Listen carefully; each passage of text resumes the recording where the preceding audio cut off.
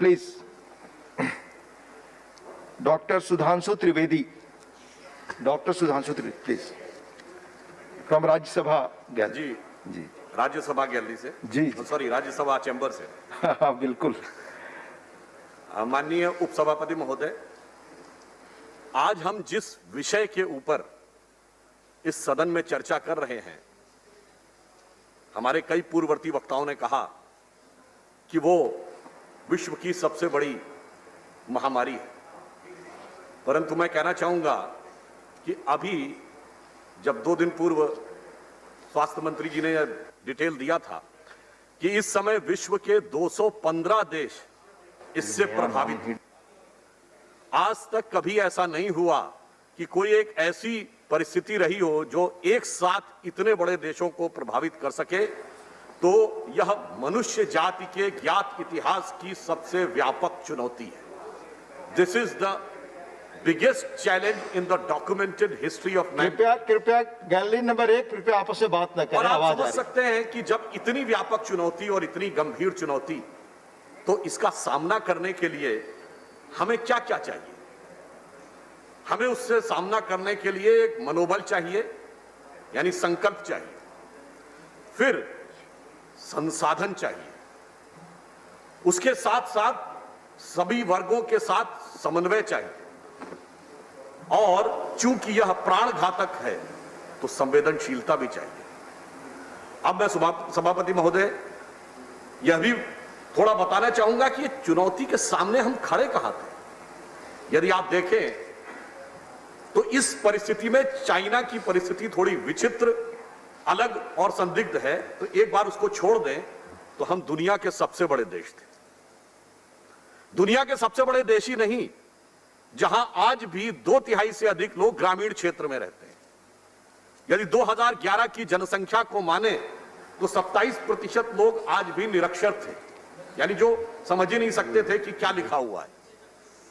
और आज भी बिलो पॉवर्टी लाइन की संख्या, अब उसमें मैं नहीं चाहता विस्तार से क्यों इतने वर्षों तक रहा, अलग बात है, परंतु आज का यथार्थ यह था कि वो विश्व में सबसे अधिक। तो आप समझ सकते हैं कि हम कहां पर खड़े हुए थे जिस समय यह चुनौती शुरू हुई। क्योंकि हमारे कई सदस्यों ने कहा था कि वो क्रोनोलॉजिकल ऑर्डर में बात को करना चाहते हैं, क्रोनोलॉजी ऑफ द इवेंट्स देखे, तो मैं क्रोनोलॉजिकल ही प्रक्रिया से, यानी काल क्रमानुसार इस घटनाक्रम की व्याख्या करने का प्रयास कर रहा हूं। और इन सब के साथ हमारे पास उस समय केवल एक वायरोलॉजी की लैब थी। तो आप समझ सकते हैं कि हम उस समय कहां खड़े थे, किस चुनौती के साथ खड़े थे। और यह इतनी बड़ी चुनौती थी कि दुनिया के बड़े बड़े शक्तिशाली देश, जो चिकित्सा सुविधाओं के बड़े बड़े केंद्र माने जा रहे थे, अमेरिका, ब्रिटेन और इटली तक, वो इस तूफान के आगे भरभरा के गिरते हुए दिखाई पड़ रहे थे। और इतना ही नहीं, माननीय उपसभापति महोदय, हमारा ही देश एक ऐसी विचित्र परिस्थिति में भी था जहां स्वास्थ्य कर्मियों पर हमले हो रहे थे, जिसके बचाव के लिए हमें एक कानून तक लाना पड़ा। और पीपीई किट का उस समय देश में उत्पादन नहीं होता था, आवश्यकता भी नहीं थी, क्योंकि केवल अस्पतालों में, वो भी आईसीयू में प्रयोग होती थी।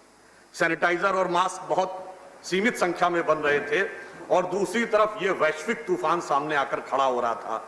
इसलिए इससे लड़ने के लिए जो प्रथम संकल्प की आवश्यकता थी, तो प्रधानमंत्री श्री नरेंद्र मोदी जी ने 21 मार्च को जब जनता कर्फ्यू का आह्वान किया, और जब दिया और थाली का आह्वान किया था, तो माननीय उपसभापति जी, ये वो उसका प्रतीक था कि हम इस प्रबल तूफान के आगे कितनी निर्बल स्थिति में थे। मैं उसके डिटेल में नहीं जाना चाहता क्यों कारण से थे, तो बस मुझे वही पंक्ति ध्यान आई थी, ये है निर्बल से लड़ाई बलवान की, ये कहानी थी दिए की और तूफान की। अब हमारे कई मित्रों को बड़ी आपत्ति थी कि साहब, दिया जलाने से कोरोना भाग जाएगा, थाली बजाने से कोरोना भाग जाएगा। मैं पूरी विनम्रता से कहना चाहता हूं, क्या सामाजिक मनोविज्ञान और राजनीतिक मनोविज्ञान को हम नहीं समझते? मैं पूरे सम्मान के साथ कहना चाहता हूं कि जो लोग ये कह रहे हैं वो इतिहास भूल गए। क्या चरखा चलाने से अंग्रेज भाग जाने वाला था? नहीं, चरखा एक प्रतीक था भारत की चरखा, हाँ बिल्कुल मैं जवाब दे रहा हूं मान्यवर, सुनिए तो, सुनिए मैं जवाब दे रहा हूं। चरखा एक प्रतीक था जो महात्मा गांधी जी ने चुना, जो भारत, कोई और बात रिकॉर्ड पे नहीं जाएगी, आप बोलो। राष्ट्रीय चेतना के कोई और बात रिकॉर्ड पे नहीं जाएगी, प्लीज। जिस एक बिंदु पर कपड़ा बने और विदेशी का बनाने ठीक, आप बताएं। नहीं किया जा अरे सुनिए, प्लीज, मैं प्लीज, वही कहना प्लीज। चाह रहा हूं, मैं वही बात बताना चाह रहा हूं। हम प्लीज विरोध नहीं प्लीज कर रहे, कृपया बात तो सुनिए। सीट पर बैठ करना, प्लीज। सुनिए, समझ में आ जाएगा। देखिए, आपकी बात के अलावा कोई और बात रिकॉर्ड पे नहीं जा रही है, आप प्लीज बोले, महात्मा गांधी जी ने चरखे को एक प्रतीक बनाया, प्लीज। वह प्रतीक बना संपूर्ण भारतीय जनमानस की प्लीज, भावनाओं का प्लीज। केंद्र बिंदु, और वहां से ब्रिटिश राज को उखाड़ने का संकल्प उठा था। उसी प्रकार से प्रधानमंत्री श्री नरेंद्र मोदी जी ने उस दिए को एक प्रतीक बनाया जिसपे संपूर्ण राष्ट्र की चेतना सम्मिलित रूप में आकर इस लड़ाई से लड़ने के लिए आगे बढ़ी। इसलिए मैं कह रहा हूं, इस संकल्प के मनोविज्ञान को समझने की आवश्यकता है। अब हमारे कई विरोधी अभी बोल रहे थे, संजय राउत जी ने कहा कि साहब हमारे पूर्व वक्ता डॉक्टर विनय सहस्त्रबुद्धे जी ने महाराष्ट्र सरकार पे किया। अरे हमें कुछ कहने की आवश्यकता है क्या? सभापति महोदय, आपने इसी सदन में देखा कि महाराष्ट्र सरकार के दो घटक दलों के बीच का मनोभाव कैसे उभर कर सामने आ गया कि मेरा हिस्सा ज्यादा कि तेरा हिस्सा ज्यादा। तो मुझे नहीं लगता कि हमें कुछ कहने की आवश्यकता है। संजय सिंह जी अभी बोल रहे थे, तो मैं तो सिर्फ ये कहना चाहूंगा, आनंद विहार के बस डिपो के पास खड़ी हुई भीड़ ही नहीं, उन्होंने कहा कि मुख्यमंत्री जी का उल्लेख नहीं होता। तो भाई आपको याद हो कि दिल्ली के मुख्यमंत्री जी के वो आपने तमाम वीडियो क्लिपिंग्स देखी होंगी जिसमें वो कहते थे, मुझे यहां तक याद है कि 70 लाख लोगों का भोजन बन रहा है। हम सभी दिल्ली में रहते हैं, वो 70 लाख लोगों का भोजन कहां बनता था और वो कहां पैक होता था, हम में से शायद बहुत लोगों को दिखाई नहीं पड़ रहा था। खैर उस विषय को हम जाने देते हैं। हम इस बात पे आगे बढ़ते हैं कि रचनात्मक आलोचना का हम स्वागत करें। आप बिल्कुल क्रिटिसिज्म करिए, जो करना है, परंतु जब शुरू से ही विषय कटाक्ष और व्यंग का रहे तो मैं समझता हूं कि यह बहुत उचित नहीं रहता है। तो सर्वप्रथम आवश्यकता थी संकल्प की, जिसको प्रधानमंत्री जी ने आगे बढ़ाया। अब दूसरा विषय, अभी आपने देखा हमारे कई विरोधियों ने कहा कि साहब नमस्ते से बड़ी समस्या होगी। कल भी कहा था इसी सदन में आप कि साहब नमस्ते के कार्यक्रम बड़ा भारी पड़ गया। मैं पूछना चाहता हूं कि नमस्ते ट्रंप का कार्यक्रम यदि भारी पड़ गया, 2 घंटे में कुछ लोग थे, वो तिथि तो आप सबको ध्यान होगी 24 फरवरी थी, और उसी समय पूरे देश के दर्जनों शहरों में बकौल हमारे विरोधियों के लाखों लोग, हजारों हजार की संख्या में बगैर सोशल डिस्टेंसिंग का पालन करते हुए जो कार्यक्रम कर रहे थे, वो क्या कोविड किलिंग ऑर्केस्ट्रा था? वो क्या था? तो यानी 1-2 घंटे के कार्यक्रम से सारी समस्या थी, और वो स्वयं कह रहे थे कि साहब सब तरफ जो चल रहा था उससे कोई समस्या नहीं थी। यह एकांगी दृष्टि है, इससे बचने का प्रयास करना चाहिए और एक यथार्थ चीज को देखने का प्रयास करना चाहिए। अब मैं यह भी कहना चाहता हूं कि इस परिस्थिति में अक्सर हमारे विरोधी दल के प्रमुख नेता की दूरदृष्टि की बड़ी गवाही देते हैं हमारे विरोधी। इनके नेता जिन्होंने कहा जाता है कि साहब फरवरी के महीने में ही ट्वीट कर दिया था कि साहब कोविड कितनी बड़ी समस्या है और सरकार ने समय रहते उसके ऊपर कार्रवाई नहीं की। कहा जाता है 12-13 फरवरी को ट्वीट किया था। वह नेता चिर युवा है और चिर व्याकुल है, परंतु मैं बताना चाहता हूं उनकी दूरदृष्टि कितनी दूर से आ रही थी। उस कालखंड में देख लीजिए, जब वो यह बता रहे थे कि भारत सरकार को विदेश की फ्लाइटें बंद कर देनी चाहिए थी, कोविड बहुत भयानक रूप धारण करता चला जा रहा है, और उस समय वो स्वयं विदेश में थे। खैर कोई बात नहीं, जब आए तो हमें इस सब सदन में याद है, आने के बाद यदि वह 12-13 फरवरी को इतनी भयानक समस्या लगने लगी थी और उनके अप्रतिम ज्ञान संपन्न बुद्धि को इसका साक्षात्कार हो गया था, तो मार्च के प्रथम सप्ताह में सदन को रोककर कोविड पर चर्चा क्यों नहीं करवाने की बात कही गई? 2 दिन सदन नहीं चला, किस लिए? कोविड पर चर्चा के लिए नहीं, बजट सत्र था, आर्थिक विषयों पे नहीं। उस तथाकथित बेरोजगारी के लिए नहीं, बेरोजगारी का विषय जो कि इस समय आया था उसके लिए नहीं, किसके लिए? दिल्ली की सांप्रदायिक हिंसा के लिए। यानी कहा यह जा रहा है, दिल्ली की सांप्रदायिक हिंसा डिस्कशन हुआ 11 मार्च को उस सदन में, 12 मार्च को इस सदन में। मेरा सिर्फ कहने का तात्पर्य यह है कि जब वास्तविकता थी तो आज जो कहा जाता है, चलिए उसमें मैं नहीं कंपैरिजन नहीं करूंगा, एक बार भी यह मुद्दा उठाया गया क्या? इसलिए अब जब सरकार की केवल व्यंग्यात्मक कटाक्षात्मक आलोचना करनी हो तो इन विषयों को उठाना मुझे लगता है यह तर्कसंगत नहीं लगता है, यह इनके आचरण से बहुत साफ दिखाई पड़ता है। अब देखिए अगली बात, मध्य प्रदेश में आपने बड़ा अच्छा स्थान, प्लीज कृपया सीट पर बैठ कर ना बोले। चलिए कोई बात नहीं सभापति महोदय, मैं इनकी बात का उत्तर आपके माध्यम से दिए देता हूं। जब 4 मार्च को स्वास्थ्य मंत्री जी ने इस सदन में बयान दिया था तो उस समय 29 केस थे भारत में कोविड के, और जिस समय मध्य प्रदेश का घटनाक्रम है उस समय को ध्यान कर लें, उस समय तक मध्य प्रदेश में कोविड का एक भी केस नहीं था। चलिए कोई बात नहीं, वो जो मध्य प्रदेश में था वहां समस्या कोविड नहीं थी, वहां समस्या दूसरे प्रकार की थी। वो कोरोना वायरस से लेना देना नहीं था, वो वायरस आपके यहां बहुत जमाने से प्रविष्ट किया हुआ है, कोरोना पर बोलिए, इस कारण से वह समस्या। कोरोना पर अब मैं दूसरी बात पे आता हूं, प्लीज कोरोना पर बोलिए। अब देखिए ये सभापति, प्लीज सभापति महोदय, अब सभापति Yes, महोदय, under rule.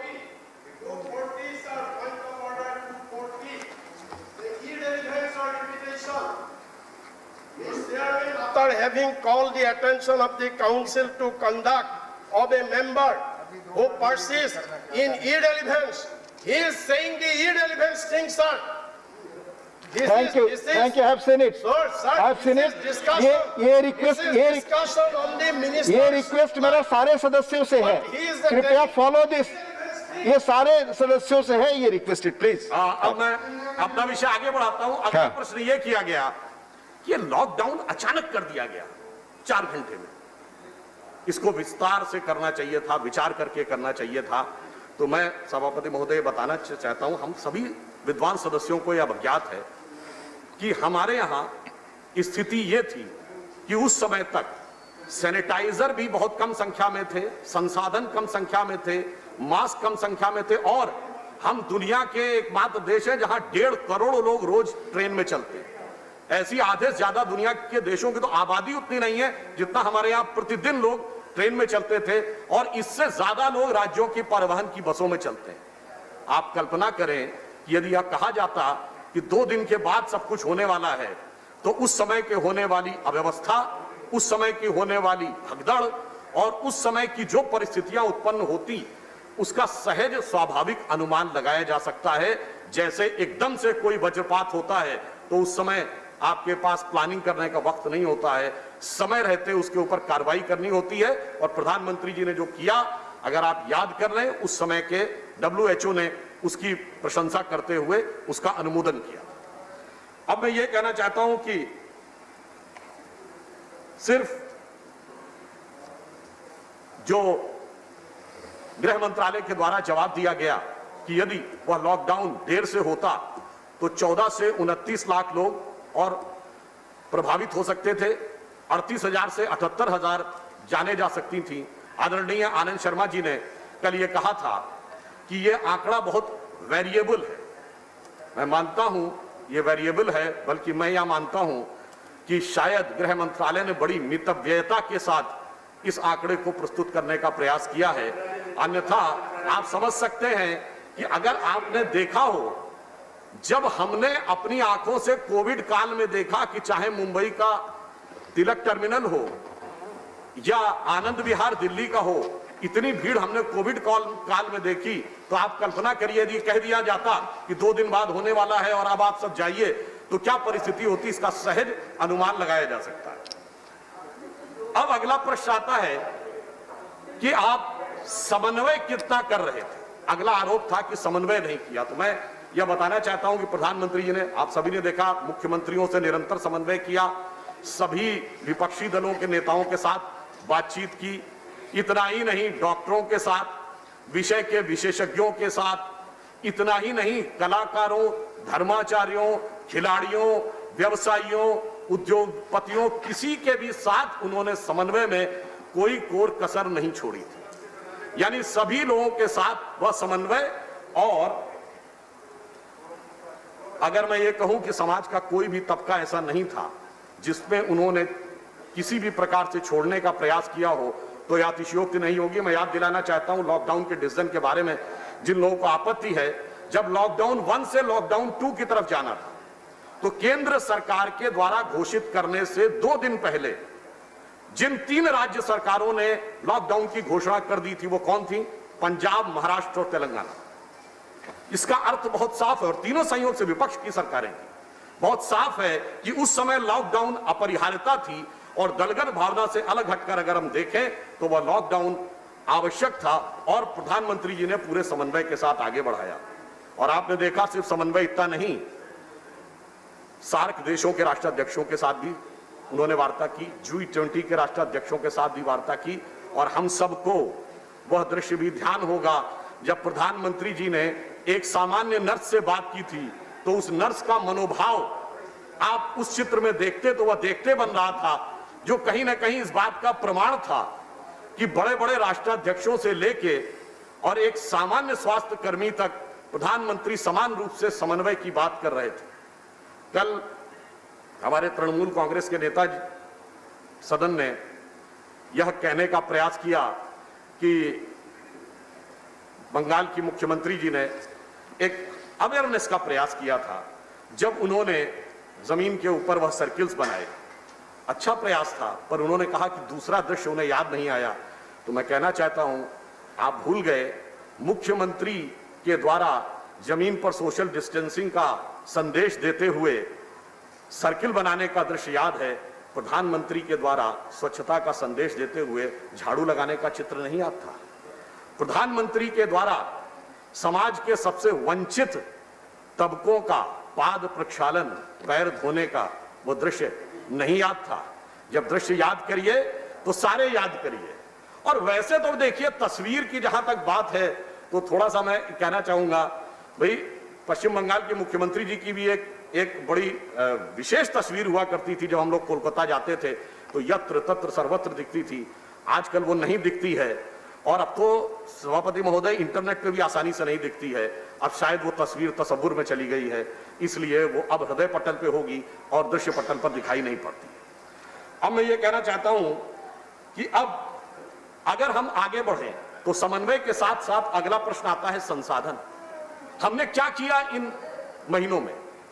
हमने यह किया कि एक लैब थी, वहां से बढ़ते हुए हम 1705 लैब तक। आज देश का कोई ऐसा जिला नहीं है जहां पर कि कोविड की लैब उपलब्ध ना हो, जबकि पहले स्थिति यह थी कि वो केवल एक थी पुणे में, पूरे देश में और कहीं नहीं थी। कई दिन लगते थे उस वायरोलॉजी के टेस्ट करने में। आज स्थिति यह है कि हेल्थ मिनिस्टर साहब ने बताया कि 10.94 लाख टेस्ट पर डे किए जा रहे हैं, जो इस समय भारत वैश्विक मानक से ऊपर चल रहा है टेस्ट करने के मामले में। एक भी पीपीई किट नहीं बनती थी, आज 1.93 करोड़ पीपीई किट बनने का आदेश और 1.29 करोड़ पीपीई किट बन चुकी है। जहां तक दवाओं की बात है, हमने भारी मात्रा में दवाएं न सिर्फ यहां बनाई है बल्कि तमाम देशों को एक्सपोर्ट भी की हुई है। अगर आप ये देखें तो हाइड्रोक्लोरोक्विन या अन्य दवाओं के साथ पहली बार एक संयोग भी रहा कि अमेरिका के एफडीए ने अपनी मार्केट में भारतीय दवाओं को मंजूरी दी, जो अभी तक भारतीय कंपनियों की दवाओं को वह मंजूरी नहीं मिलती थी। आज जब हाइड्रोक्लोरोक्विन के मामले में उन्होंने परमिशन दी कि मार्केट में वो सेल कर सकते थे, और इसलिए उन्होंने बुलाया भारतीय कंपनियों को कि भारत के ही प्रोडक्ट को बुलाया। सामान्यतः वो भारत के किसी प्रोडक्ट को स्वीकार नहीं करते। अब मैं दूसरी बात कह रहा हूं, देखिए WHO का कहना था कि कितने टेस्ट पर मिलियन होने चाहिए, न्यूनतम 140। हमारे यहाँ इस समय 740 के आसपास पर मिलियन टेस्ट हो रहे हैं। तो जो पहले एक बात थी कि टेस्टिंग नहीं हो रही है, टेस्टिंग अब प्रचुर मात्रा में हो रही है, क्योंकि जो संसाधन बढ़ते चले गए, संसाधनों के विस्तार के साथ सरकार ने टेस्टिंग को भी आगे उसी हिसाब से बढ़ाने का प्रयास किया। इन कुछ महीनों में 13,14,646 आइसोलेशन बेड बने, 2,31,093 ऑक्सीजन से युक्त बेड बने, 62,000 से अधिक आईसीयू बेड बने, जिसमें 32,575 वेंटिलेटर युक्त बेड। जबकि उल्लेखनीय बात यह है कि जब यह क्राइसिस शुरू हुई तब वेंटिलेटर हमारे यहां नहीं बनते थे। अब वेंटिलेटर बन भी रहे हैं और अब बाहर भी भेज रहे हैं।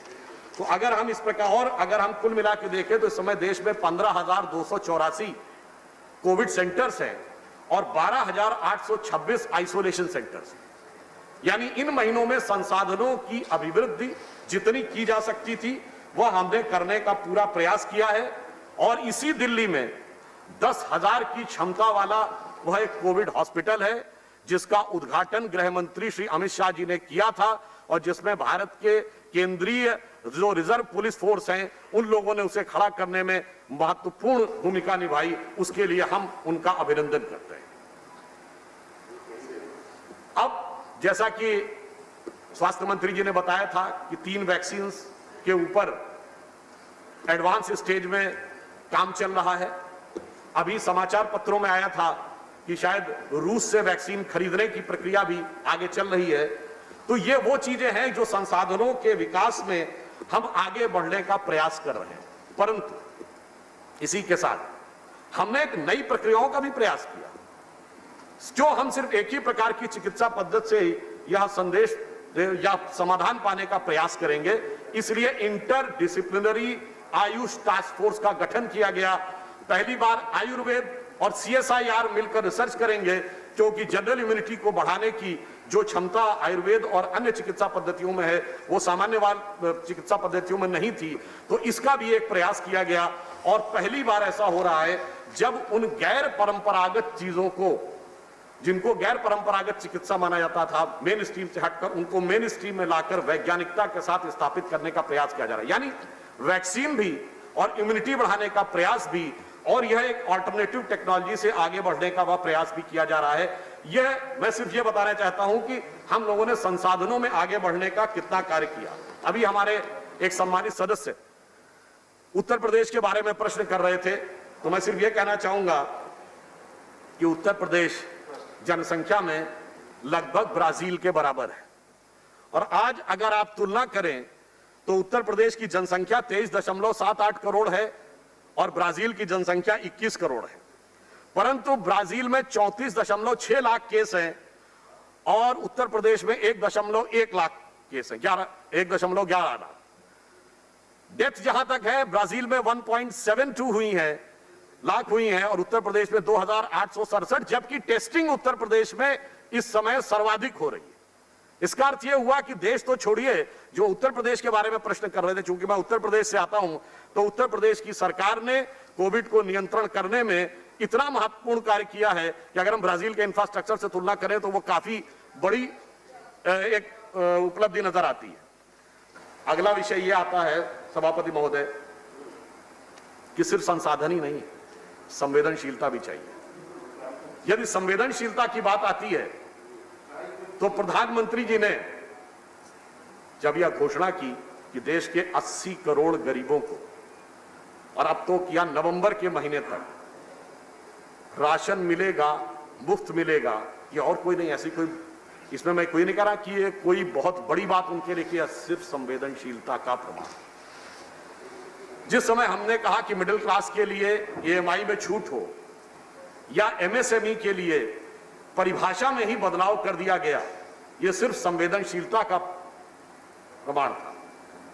ऐसा नहीं, लोगों को सीधे खाते में धन भी दिया गया और अनाज भी दिया गया।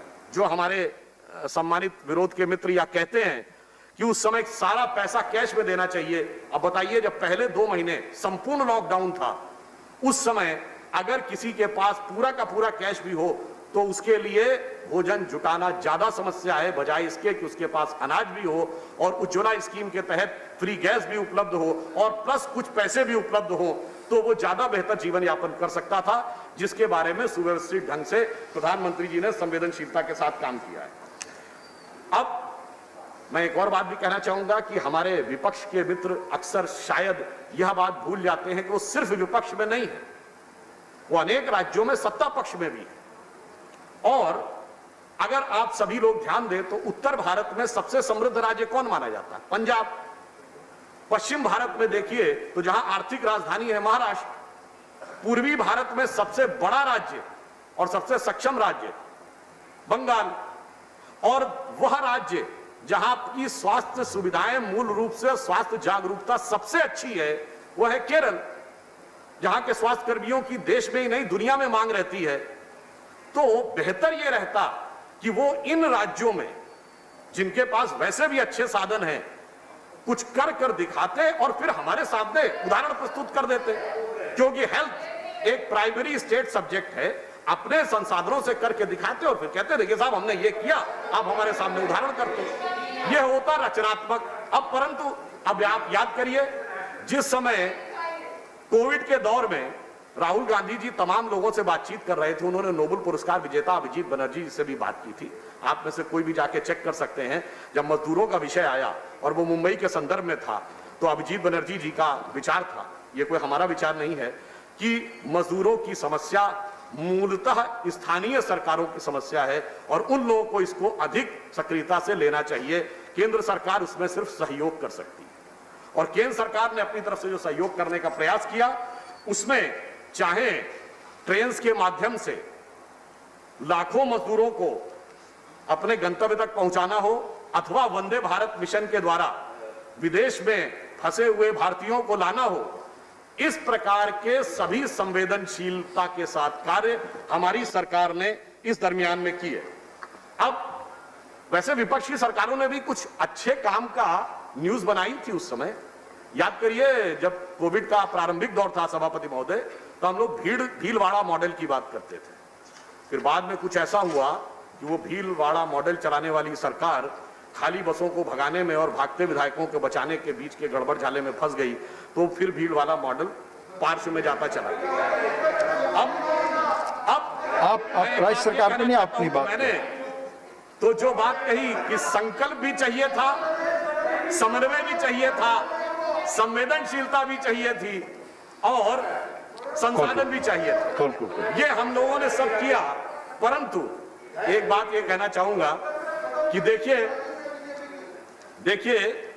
एक विकराल समस्या यदि सामने नजर आती है जिसका कि कोई सहज सामान्य समाधान नहीं नजर आ रहा हो, जिसको देखकर अक्सर बड़े बड़े लोगों की बुद्धि विकल हो जाती है, जहां अनुमान और अक्कल से लेकर समाधान निकालना हो, क्यों स्टैंडर्ड ऑपरेटिंग कोई प्रोसीजर नहीं होता है, तो ऐसे समय में आत्मबल से युक्त जो नेतृत्व है वो बुरे दौर में कैसे देश का नेतृत्व करता है उसका प्रमाण होता है। और आज हमारे आदरणीय प्रधानमंत्री श्री नरेंद्र मोदी जी का जन्मदिन भी है, तो मैं स्मरण करता हूं कि उन्होंने जिस दृढ़ता का परिचय दिया इस समय में, इस विचित्र परिस्थिति में, जिसका कि समाधान तो छोड़िए स्वरूप भी किसी के सामने स्पष्ट नहीं था, तो यह पंक्ति उनके लिए कहता हूं, यह संसार मनुष्य के लिए एक परीक्षा स्थल है, दुख है प्रश्न कठोर देखकर होती बुद्धि विकल है, किंतु स्वात्म बल विज्ञ सत्पुरुष, आत्मबल से विज्ञ सत्पुरुष जैसे मोदी जी, किंतु स्वात्म बल विज्ञ सत्पुरुष सही पहुंच अटकल से हल करते हैं प्रश्न सहज ही अविरल मेधा बल से। और अंत में मैं कहूंगा आरोप प्रत्यारोप आक्षेप ये सब चलते रहेंगे। मैंने दिए से शुरू किया था, दिए पर ही समाप्त करूंगा। अभी ये पूरा इसके साथ संघर्ष बाकी है। डॉक्टर सुधांशु जी कंक्लूड करिए प्लीज। तो अटल जी के पंक्ति कह के समाप्त करूंगा, आहुति बाकी यज्ञ अधूरा, आहुति बाकी यज्ञ अधूरा, अपनों के विघ्नों ने घेरा, अंतिम जय का अस्त्र बनाने बन दधीच हड्डियां जलाएं, आओ मिलकर दिया जलाएं। धन्यवाद। माननीय एलओपी